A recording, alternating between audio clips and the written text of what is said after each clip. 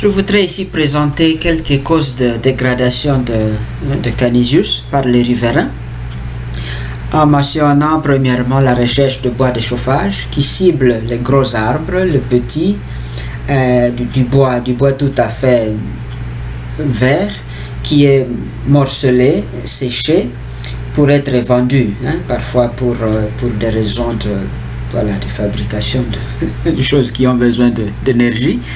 C'est parfois des enfants ou des adultes qui ont besoin non seulement de bois, mais aussi des manches de balai ou d'autres outils. On en a attrapé de temps en temps. Et leurs outils sont parfois abandonnés, tellement nous avons essayé de les poursuivre. Et ils arrivent jusqu'à déraciner les arbres qui ont séché.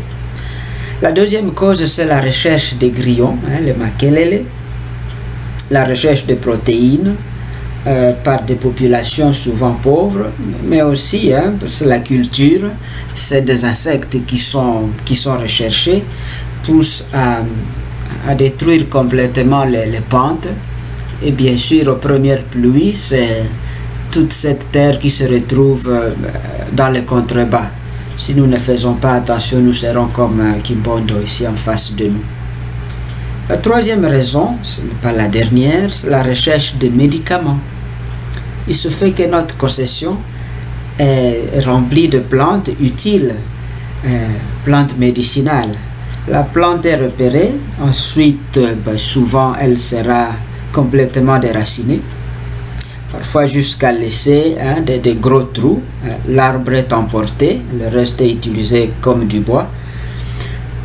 Mais le plus souvent, tout consiste à cibler les racines, creuser, même si la racine fait 5 mètres, on va faire des tranchées de 5 mètres, récupérer l'écorce ou l'entièreté et partir avec.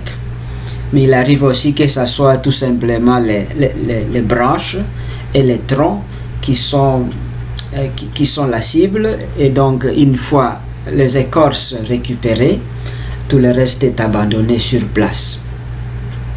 La question reste la même: comment arriverons-nous à protéger les quelques arbres qui nous restent, tout en enrichissant les parties qui ont été dénudées?